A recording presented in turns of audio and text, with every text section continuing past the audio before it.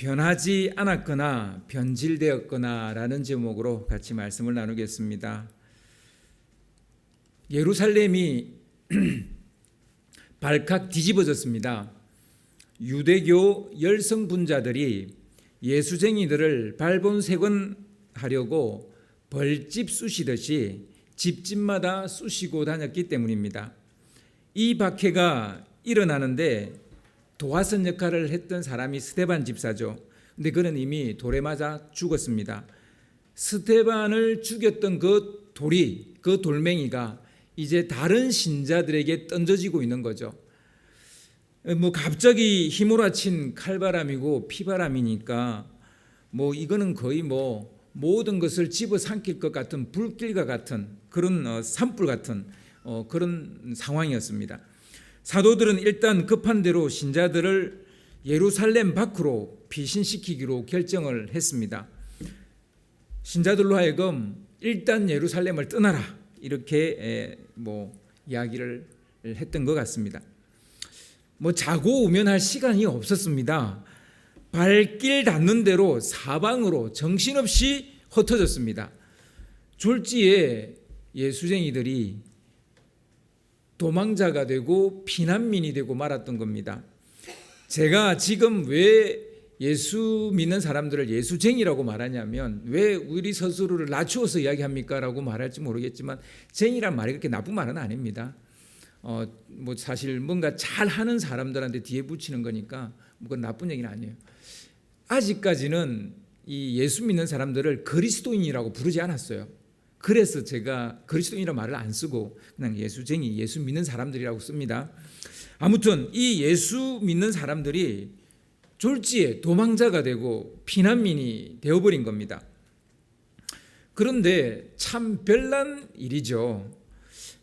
별나다고밖에 달리 할 말이 없는 현상이 일어나고 있었습니다.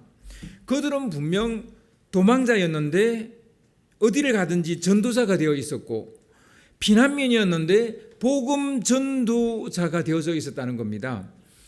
경황은 없어 보였으나 그들의 말은 너무나 분명했고 흔들림이 없어 보였습니다.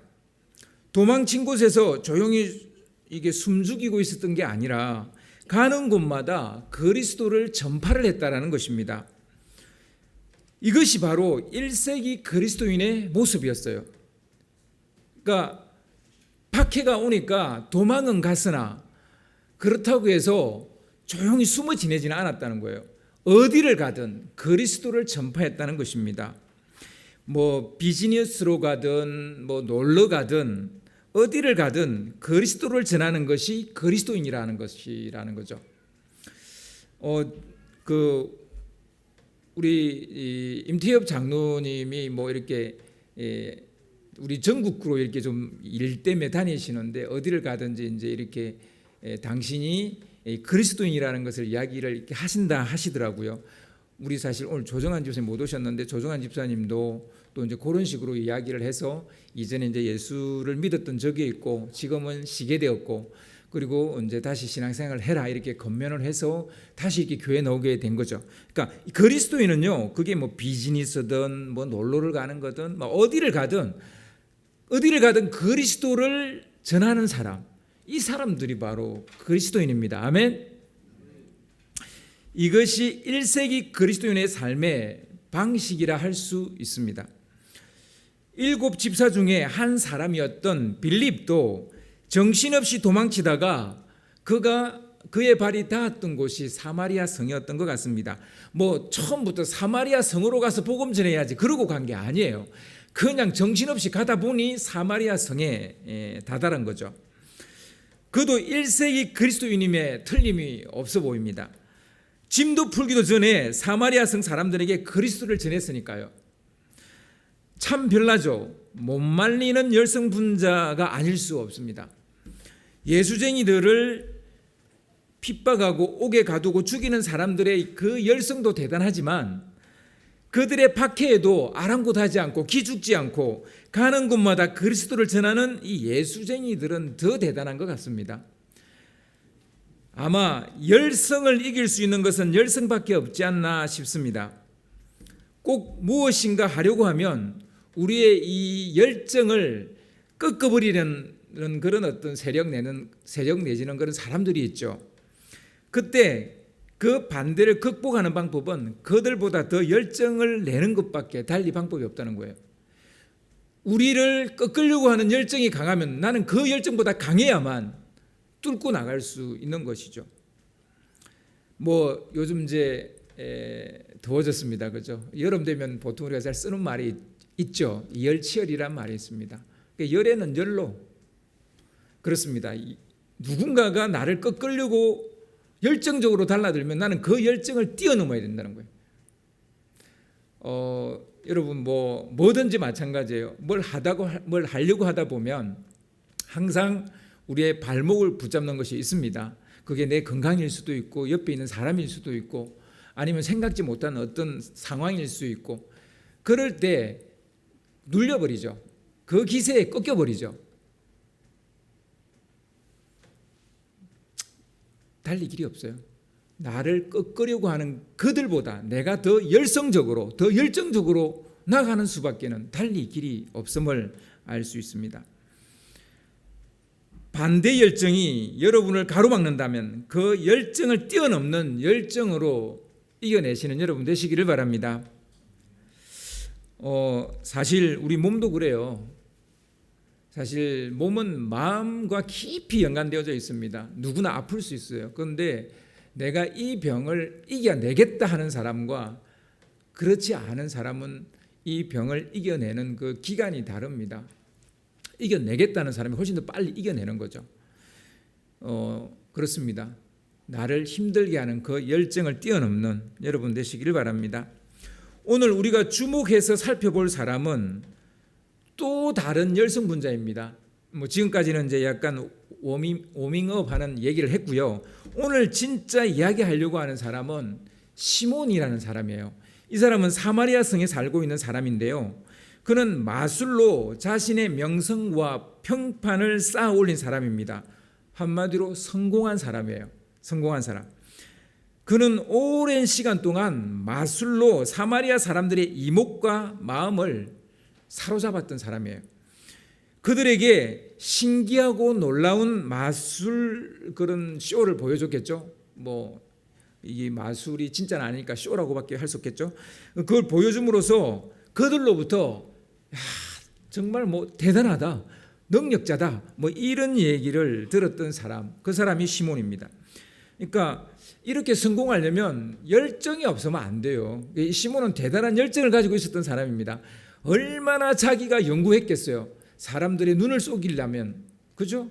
이 마술사들이요 정말 피나는 노력을 하거든요. 그 사람들 눈 쏘기가 쉬워요? 어렵잖아요. 그러니까 정말 엄청난 노력을 한 겁니다. 그렇게 해서 정말 많은 사람들로부터 인기를 얻고 명성을 얻고 사랑을 받았어요. 그러니까 성공했죠. 그리고 돈도 벌었던 것 같습니다. 많은 사람들이 이 시몬을 신적인 능력을 행하는 사람이라고 두려워하기도 했고요. 그리고 그의 말을 따랐습니다. 거의 신적인 사람이니까 그가 뭐라고 하든 그 말하는 대로 따랐어요. 그는 자신의 명성과 인기를 등에 업고 큰 자 행세를 했습니다. 자기가 대단한 사람인 것처럼 그렇게 행세를 했어요. 그리고 부를 쌓았습니다. 나중에 성령 받는 것을 돈으로 이렇게 살려고 했던 것을 보면 꽤나 돈을 좀 벌었던 것 같습니다. 솔직히 시몬은 이 시대를 살아가는 열성분자들의 그냥 대표적인 롤 모델이라고 보면 됩니다. 너무나 인간적이고 너무나 세상적이고 너무나 일반적인 그런 캐릭터라고 말할 수 있을 겁니다. 마술로 능력자라는 소리를 듣고 인기와 부를 얻은 자입니다.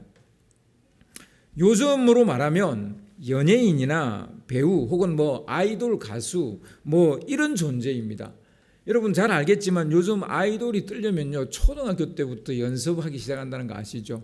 요즘은 중학교 한 1, 2학년 되면 벌써 이제 우리한테 대충 알려진 아이돌입니다. 그러니까 얘네들은 초등학교 때부터 막 연습을 한 거예요. 피나는 연습을 한 거예요. 연예인이나 배우도 실제 자신이 아니라 쇼나 영화나 뭐 어떤 노래로 자신이 맡은 캐릭터를 보여주는 거죠. 그러니까 자신이 맡은 캐릭터이지 그 캐릭터가 자신은 아니죠. 요즘 연예인들이 노래를 부르는데 물론 이제 자기의 삶을 담아서 부르는 뭐 가수도 있겠지만 대부분은 다 다른 사람이 작곡해주고 작사해준 거 그냥 부르는 거예요. 자기가 느꼈던 걸 노래를 하지 않아요. 대부분은 그냥 누가 적어준 거, 만들어준 거 노래 불러요. 그러니까 그 노래가 자기는 아닌 거예요. 자기 자신 아니. 그리고 뭐 요즘 배우들이 어떤 영화에 나와서 정말 유명한 배우가 됐는데 그게 자기 스토리는 아니거든요. 그냥 그 스토리가 있고 작가가 쓴 거고 그리고 연출가가 자기한테 그 역을 맡겨준 거고 자기가 그것을 하는 거죠. 그래서 마치 이제 자기가 그 드라마의 그 영화의 주인공으로 나오지만 그 주인공이 자기는 사실은 아니죠. 그래서 영화나 이런 건 일종의 눈속임입니다. 마술이라고요. 사실은 여러분 영화나 드라마나 다 마술이에요. 눈속임이라고요. 눈속임. 그런 면에서 정말 마술과 크게 다르지 않습니다. 어쩌면 이 또한 근데 능력이라면 능력이라는 거예요. 누구를 속일 수 있다는 거, 그 사람의 마음을 사로잡을 수 있다는 거, 이건 대단한 능력이에요. 요즘 한류가 또 뭐 최고의 그 전성기를 지금 맞이하고 있잖아요. 그래서 뭐 미국인이나 유럽인들이 동남아인도 아니에요. 요즘 미국이나 유럽인들이 한국 드라마에 빠져가지고 한국 영화에 빠져가지고 빠져나오지를 못하는 뭐 이런 일들이 되게 많다고 제가 들었습니다. 아무튼 그렇습니다. 이것도 능력이라면 능력이고 우리나라가 가지고 있는 능력이라면 능력입니다. 그러나 그렇다고 해서 이 능력이 진짜 우리의 능력은 아니라는 거예요. 진짜 내 능력은 아니라는 거예요. 특별히 요즘 같은 세상에서 뭐 이런 능력은 대단한 능력일 수 있습니다. 그리고 대단히 성공의 뭐 지름길이기도 하고요. 그러나 마술사는 눈속임의 능력자이지 진짜 그런 능력을 가진 사람은 아니죠. 배우는 어떤 인물을 연기하는 것이지 실제로 자신이 그 인물도 그 영웅도 아닌 거죠. 그런데 사람들은 착각합니다. 그 역할을 맡은 배우를 그 인물로 착각합니다. 뭐 어제 뉴스 보신 분 아시겠지만 한강 여의도에 뭐 실제로 70만 명이 모였는지는 모르겠습니다만 뭐 70만 명이 모인다고. BTS가 무슨 페스타 뭐 하여튼 뭐 페스티벌 비슷한 걸 한 것 같은데 BTS 뭐 멤버들이 오지도 않았어요. 그냥 영상으로 보여주는데도 사람들이 뭐 70만 명 모였다는데 여러분 뭐 그게 가서 자기가 막 그렇게 하면 뭐 자기도 대단한 사람이 된 것처럼 생각하는지는 모르겠어요. 뭐 그게 재미있어서 뭐 어울리는 게 좋아서 간다고 하는 사람도 있겠지만 아무튼 그렇습니다. 사마리아 사람들도 시몬을 생각할 때 진짜로 그 일을 행하는 능력자로 생각했다는 거예요. 실제 시몬은 그런 능력자가 아니에요. 그냥 눈속임이지 마술사예요. BTS도 그냥 우리와 똑같은 사람이에요. 근데 그는 거의 지금 뭐 신과 같은 존재가 돼 있잖아요. 얼마나 쏘가 넘어갔는지 시몬을 하나님의 능력을 행하는 자로 여겼습니다. 저는 정말 하나님의 능력을 행하는 사람이라고. 시몬은 인기와 사랑만 얻은 것이 아닙니다. 거의 신적인 존재가 되고 말았습니다. 우상이 된 거죠. 많은 사람들이 우상이 된 거예요. 그래서 아이돌이라는 말이 어떻게 보면 참 우리나라 사람들이 지어낸 말이지만 참 맞는 말이죠. 정말 하나의 우상이 된 거예요. 사마리아 사람들은 시몬을 마치 엘리야나 엘리사라도 되는 것처럼 그렇게 생각했습니다. 엘리야와 엘리사는요 사마리아 즉 북이스라엘의 선지자였어요. 그러니까 그들이 제일 추앙하는 인물은 다윗이 아니에요. 그들이 제일 추앙하는 인물은 엘리야와 엘리사입니다. 그러니까 이 마치 시몬이 엘리야와 엘리사라도 된 것처럼 그들은 생각을 하고 있었다는 것이죠. 그는 이런 마술로 오랫동안 사람들을 농락하였습니다. 한 껍을 벗겨보면 쥐뿔도 없는 평범한 인간인데 사마리아 사람들은 그를 큰 사람으로 보았다는 거예요. 대단한 사람으로 보았다는 거예요. 그는 사람들의 인정과 인기를 등에 업고 스스로 자신이 큰 사람이라도 된 것처럼 그렇게 떠벌리고 다녔고 본인도 그렇게 떠벌리고 다녔고 그렇게 행세를 하고 다녔습니다. 여기까지는 좋죠. 뭐 하여튼 성공한 거니까. 그런데 생각지 못한 일이 벌어졌습니다. 이런 시몬의 명성과 인기를 송두리째 뒤흔드는 일이 벌어졌습니다. 그의 명성과 평판을 떨어뜨리는 사람이 등장한 겁니다. 자기보다 잘난 사람이 등장해버린 거예요.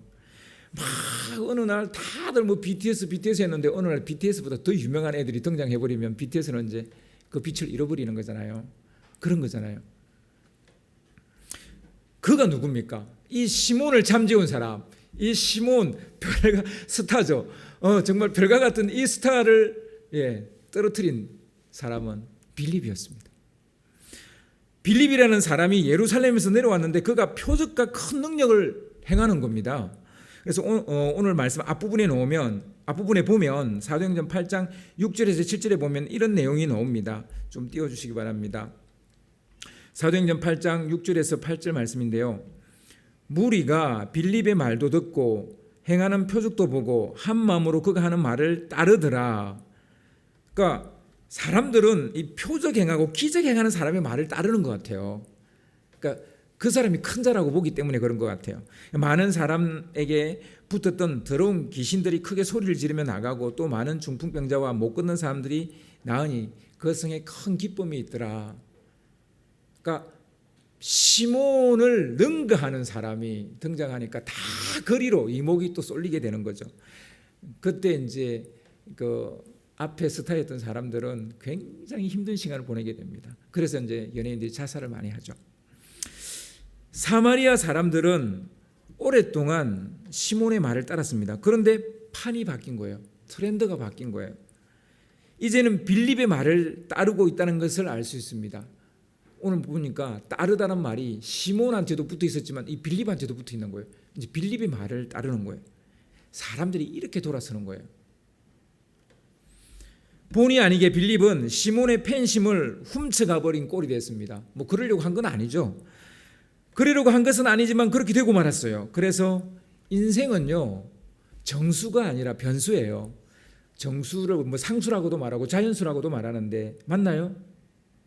하여튼 인생은 정수가 아니고 변수예요. 항상 바뀌는 거예요. 어떤 관계나 상황 속에서 여러 가지 값으로 변할 수 있는 수, 인생은 이런 변수라고요. 인생이 변수가 될 수밖에 없는 것은 사람들은 정수보다 변수를 붙잡고 살기를 더 좋아하기 때문입니다. 인생이 원래 이렇게 여러 가지 값이 노는 게 아니에요. 인생은 크게 보면 늘 가는 그 길로 가는 거예요. 그러니까 죽음의 길로 가는 거예요. 태어나면 죽음의 길로 가요. 그런데 그 안에 변수가 많아요.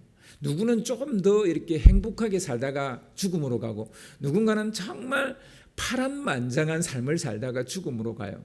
이런 변수가 이제 생기는 거죠.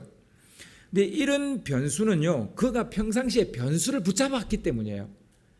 누군가는 정수를 붙잡고 사는데 누군가는 변수를 붙잡고 사는 거예요. 바뀔 수밖에 없는 걸 붙잡고 사는 거예요.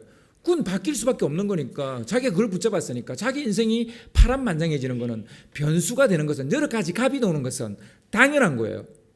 여러분은 어떤 걸 잡고 사십니까? 변수를 잡고 사세요? 정수를 잡고 사세요? 여러분 정수를 잡고 사시기를 바랍니다. 아멘. 빌립은 시몬과 달랐어요. 빌립은 눈을 속이는 마술을 보여준 게 아닙니다. 영원히 바뀌지 않는 진리를 이야기했습니다. 영원한 약속을 이야기했습니다. 그리고 그는 단순히 사람의 이목을 끌기 위한 변수를 보여준 것이 아니라 바꿀 수 없는 인생의 정수, 이게 인생이야. 인생의 정수. 이 정수는 이제 다른 정수입니다. 그 정수가 아니에요. 상수, 자연수 그 정수가 아니라 핵심, 진짜 바꿀 수 없는 인생의 정수를 이야기한 거예요. 또 다른 흥미거리나 뭐 심심풀이 이런 걸 이야기한 게 아니에요. 놀라운 은혜와 구원의 정수를 이야기했습니다. 빌립은 정수를, 겉으로 보기에는 빌립과 시몬이 비슷해 보이지만 전혀 달라요. 시몬은 변수를 붙잡고 사는 사람, 빌립은 정수를 붙잡고 사는 사람.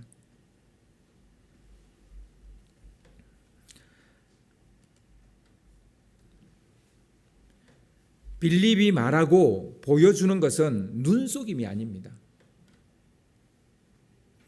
병자를 고치고 귀신을 쫓아내고 물세례를 베푸는 것은 마술이 아니라고요. 사람의 마음을 훔치기 위함도 아니고 그 사람들을 놀래키려고 하는 것도 아니고 그들을 재미있게 하려고 쇼하는 것도 아닙니다. 죽었다 깨어나도 인간 스스로 해결할 수 없는 제3의 이야기, 이게 우리가 알아야 될 진짜 인생의 정수죠. 제3의 이야기를 했고요. 사망에서 생명으로 옮겨지는 이야기를 했고요. 하나님 나라에 들어갈 수 있는 유일한 길에 대한 얘기를 했고요. 구원에 이르는 길과 영원한 삶에 대한 이야기를 했습니다. 눈속임이 아니라. 여러분, 이것은 마술도 아니고 눈속임도 아니라는 걸 누가 제일 정확하게 간파했을까요? 저는 시몬이라고 봅니다. 오늘 본문 12절 13절을 보면요, 빌립이 하나님 나라와 및 예수 그리스도의 이름에 관하여 전도함을 그들이 믿고 남녀가 다 세례를 받으니, 좀 띄워주세요.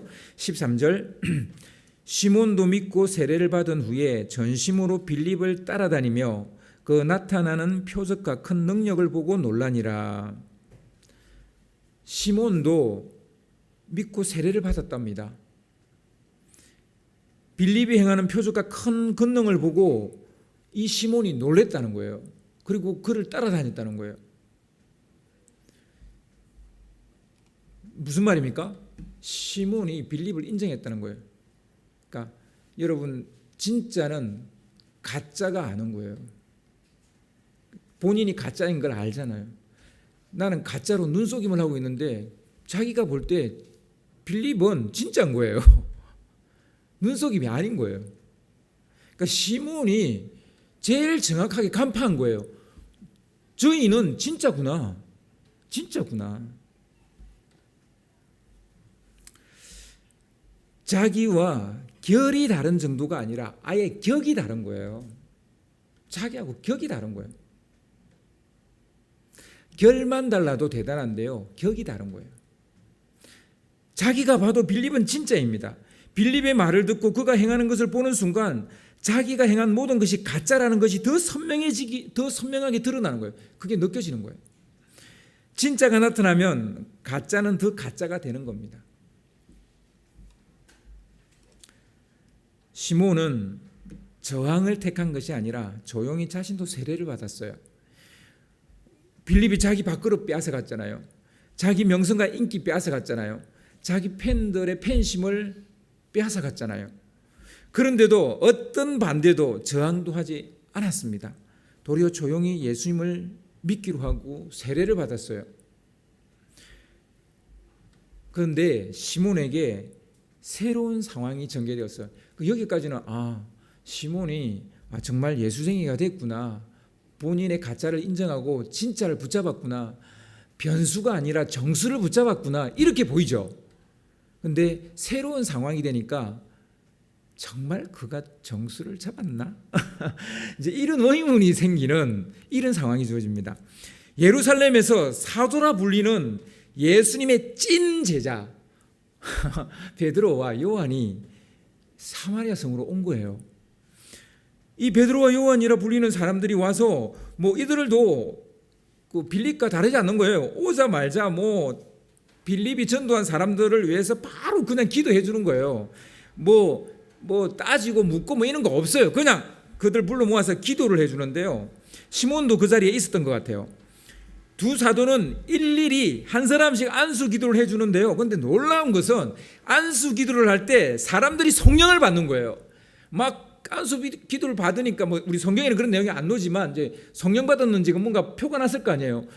방언을 한다든지 그들이 열정에 사로잡혀서 뭔가 다른 행동을 했겠죠, 그죠?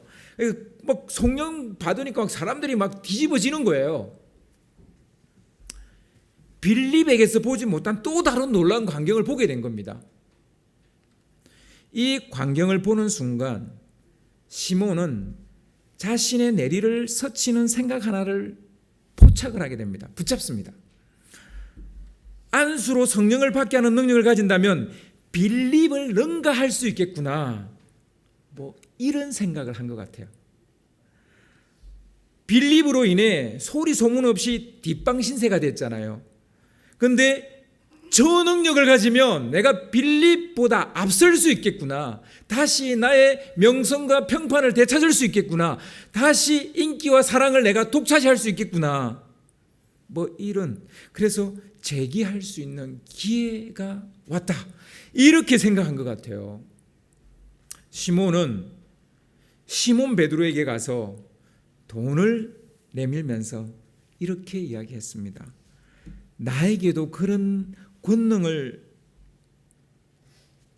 주라.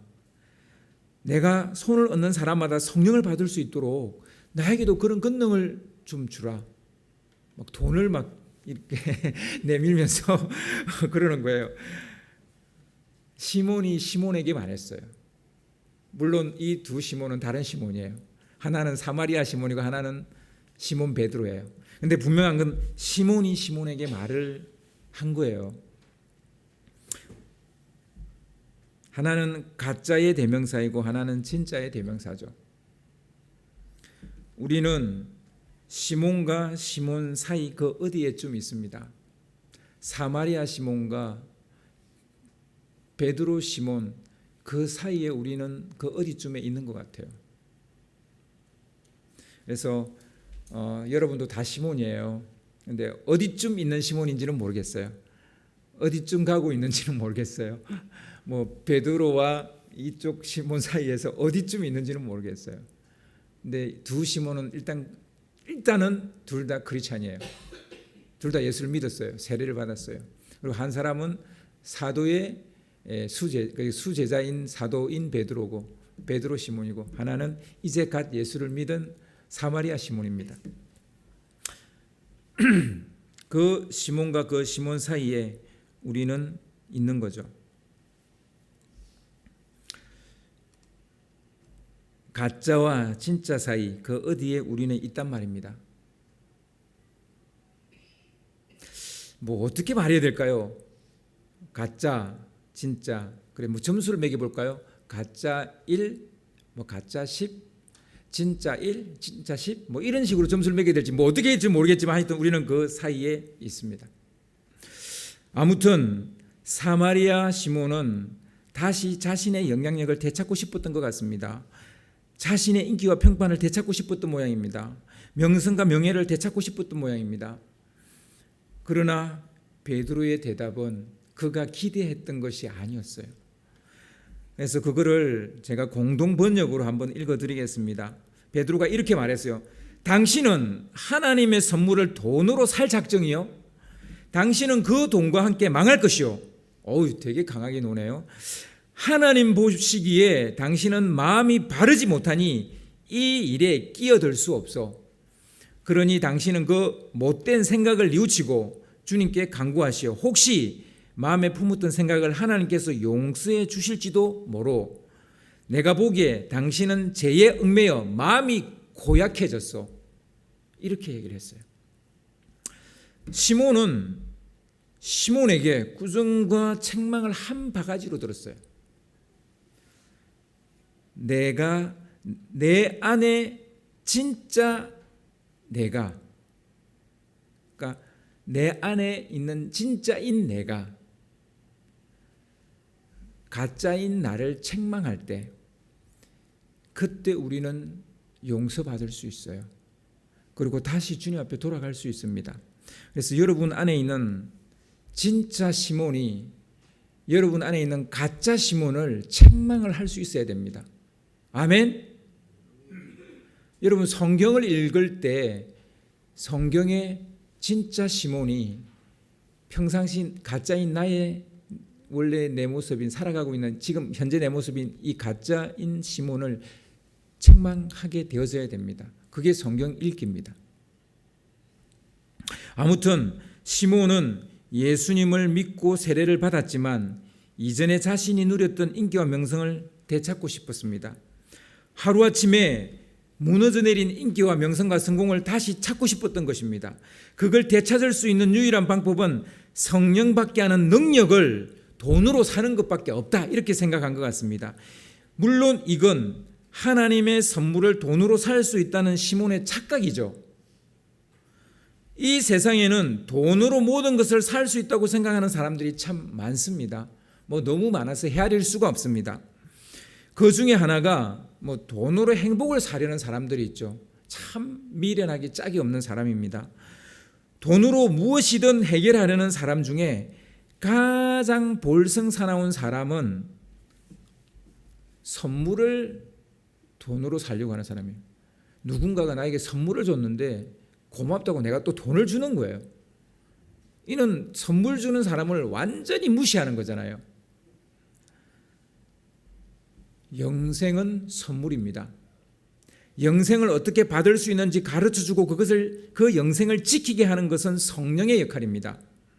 그러니까 예수님을 믿어야 영생을 얻죠. 그래서 예수님은 우리에게 선물입니다. 아멘. 그리고 그 예수님을 믿어야 우리가 제사함을 받고 구원을 받는다는 것을 가르치는 것은 성령님입니다. 그런데 그 성령님도 선물입니다. 하나님의 선물입니다. 둘 다 선물이에요. 그런데 이 시몬은 이 두 번째 선물을 얻고 싶어서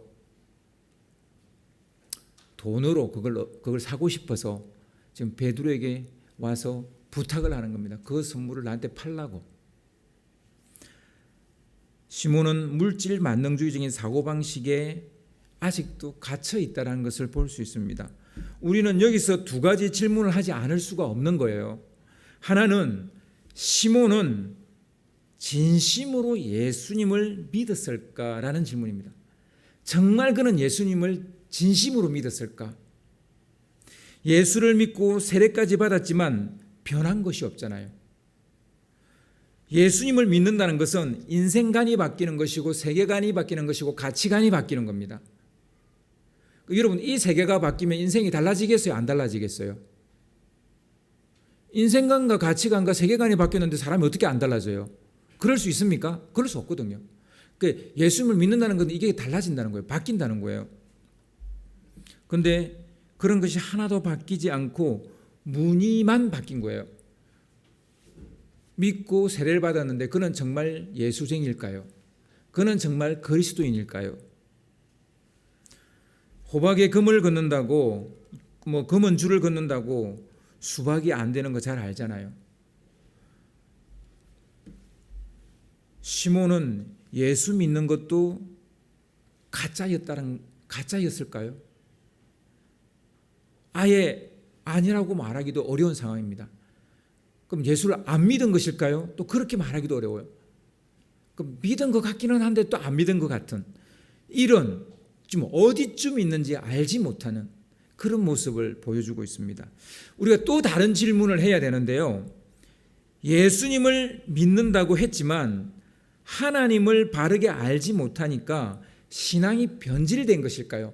그는 예수를 믿은 게 맞는데 그 사이에 변질된 것일까요? 세속적인 것을 버리지 못해서 다시 세상적인 삶의 방식으로 돌아가 버린 것일까요? 상하거나 썩은 수박을 냉장고에 넣어둔다고 해서 우리가 먹을 수 있습니까? 변질된 거는 못 먹는 거예요. 여러분, 어떻게 생각하십니까? 시몬은 변하지 않은 것일까요? 아니면 변질된 것일까요? 그는 정말 예수를 믿은 사람이 아닌 것일까요? 믿었는데 변질된 것일까요? 둘 다 저는 가능성이 있다고 생각합니다. 그리스도인이라면 우리는 이 두 질문 앞에 반드시 서야 됩니다. 나는 예수를 믿고 진정으로 변화되었는가? 진정으로 예수쟁이가 되었는가? 이 질문에 예스와 노를 분명히 하셔야 돼요. 아니면 예수님을 믿고 난 후에 세속적인 것에 떠밀려서 믿음이 변질된 것인가? 이 질문에도 답을 분명히 하셔야 됩니다. 가짜 크리스찬인가 변질된 크리스찬인가? 가짜 교회인가 변질된 교회인가? 가짜 기독교인인가 변질된 기독교인가? 우리는 이 물음에 답을 해야 됩니다. 저는요, 우리 교회가 가짜 교회가 아니라 변질된 교회가 되지 않도록 제가 해야 될 임무는 그겁니다. 제가 목회라는 건 그런 거잖아요. 제가 해야 될 일은 그겁니다. 만약에 여러분 중에 변질된 모습이 보인다. 그러면 저는 하나님의 말씀으로 메시지를 전해야 됩니다. 제가 보기에 저 사람은 그리스도인이 아직 안 됐다라고 싶으면 그 사람에게 예수 믿으라고 말해야 됩니다. 목사님 저 교회 다니는데요. 아니, 넌 예수님을 믿은 건 아니야 라고 말해줄 수 있어야 됩니다. 근데 이 말하기가 쉬워요? 어려워요? 참 어렵습니다. 저도 구별하기가 쉽지 않고 본인도 몰라요. 자기가 가짜 크리스찬인지 변질된 크리스찬인지. 베드로의 말처럼 어느 쪽이든 바르지 못합니다. 베드로가 뭐라고 말해요? 바르지 못하다는 말을 2번이나 해요. 죄에 얽매인 것이고 마음이 고약해진 것이다 이렇게 말합니다. 뭐 어느 쪽이든 가짜든 뭐 변질된 거든 바르지 못하다는 거예요. 지금 우리에게 필요한 것은 뭡니까? 정직한 마음이에요. 내가 무늬만 크리스찬이라면, 가짜 크리스찬이라면 정직하게 인정하셔야 돼요. 나는 크리스찬이 아닙니다. 이제라도 내가 정직하게 예수님을 나의 구주로 믿겠습니다라고. 그래서 정직한 마음, 우리가 지금 정말 필요한 건 정직한 마음. 그리고 2번째는 우리에게 필요한 건 정결한 마음입니다. 정말 내가 변질됐다면 다시 정결해져야 됩니다. 순결한 신부로 나오셔야 됩니다. 변하지 않았다면 정직한 마음을 주시도록, 변질되었다면 정결한 마음을 주시도록 기도해야 됩니다. 오늘 우리가 이 2가지 메시지를 가지고 우리의 삶의 자리로 돌아갔으면 좋겠습니다.